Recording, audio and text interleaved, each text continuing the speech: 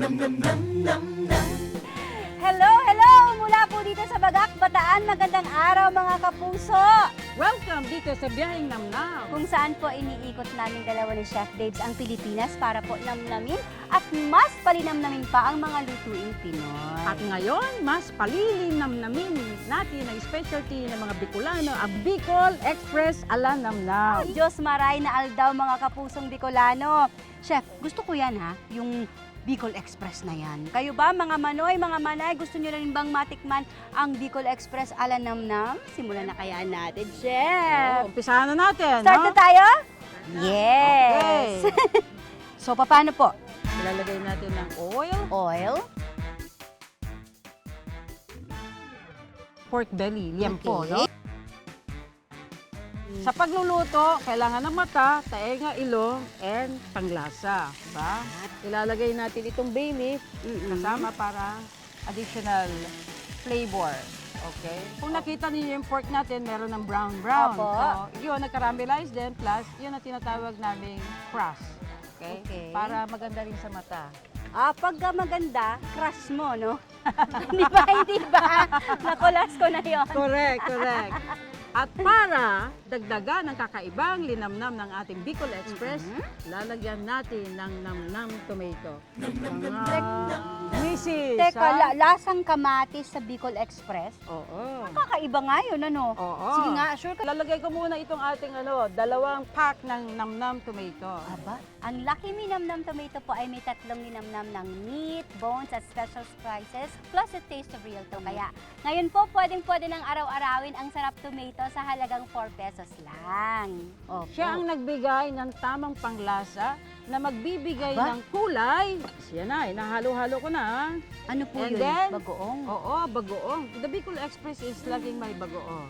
Okay, bagoong alamang. Favorite ko yan. Yan. Nakita ninyo na nagbago na rin ang kulay? Lalagay natin Ito na ang ating sili haba. sili. Diba? Okay. Lalagay natin ang ating chopped onion. Ang ating garlic. At sili, yung ating kakanggata. Wow. Yan. Okay. Sisimmer Tapos natin simmer yan lang. hanggang maging chicken siya. Ayan na po yun? Yan na. Aba, ayan na. Kukuhanin ko lang Okay. ang mga laman. Okay. Ayan na Yan. po. And, Ako, itatap na talaga ng sili. para lang malaman na ito ay maanghang. Oh!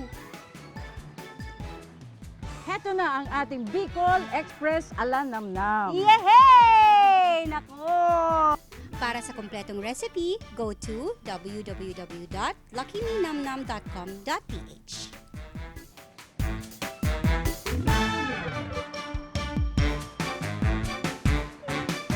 Yes!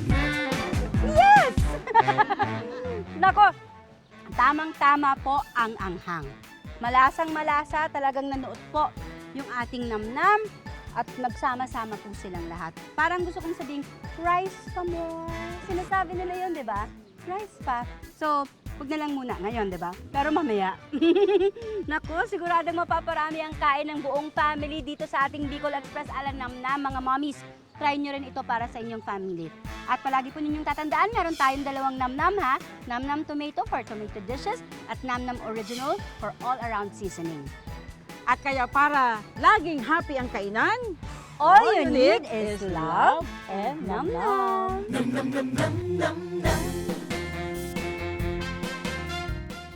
Mas malinamnam siya dahil meron siyang tomato. grabe ang sarap. Hindi ako mahilig sa ginataan pero this time, paborito ko na siya. May namnam siya, yung kamatis talagang sobrang nag-blend. Naghahalo yung asim, na anghang, at yung gata, at saka yung kamatis niya. Perfect.